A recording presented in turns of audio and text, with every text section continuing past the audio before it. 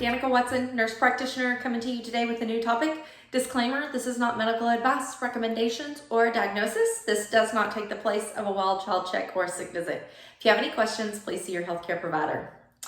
So something that has been kind of coming up a lot in the clinic that I want to address here is actually coming in and seeing me and getting a firm, confirmed diagnosis. Especially here recently, we've had a lot of unexplained illnesses. And I just want to point out that just because you go see a healthcare provider and just because your child or yourself have symptoms doesn't mean that there is a name to go along with those symptoms. We can't always give you a actual name that you know of a diagnosis. Sometimes a viral infection or a viral disease is what it is. In clinics particularly in your acute clinics and your primary care clinics, our testing abilities are very limited versus what is in the hospital, and then even more limited from what a children's hospital is able to offer.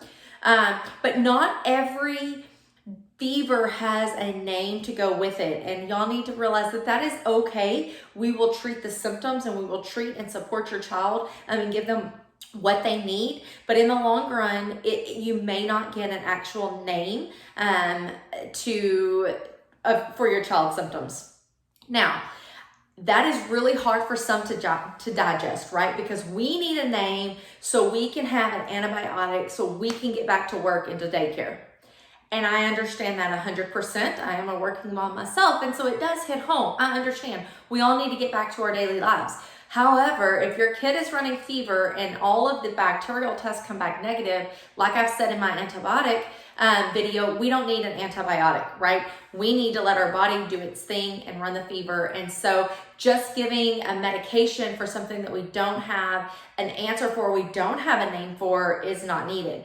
Now, because there are so many viruses out there, and like I said, our testing is limited, we can't test for every single virus there is, but we know that viruses will give you fever and your body should be able to take care of that with the proper support. So do not become frustrated when I can't or we can't, as providers, give you an actual name, and just know that we're not,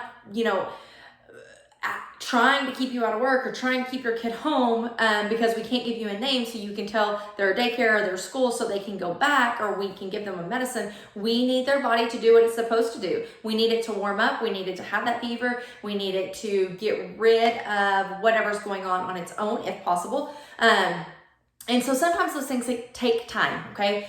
So say all that to say that we may not always be able to give you a name. You need to let your kid or yourself's body do its work and do what it was designed to do. And if that requires staying home multiple days or requires rest, then that's what it needs. And do not become frustrated when I just don't hand you a piece of paper or a bottle of medicine. Okay, I'm really big on letting your body do its own work, and you should be too. Thank y'all.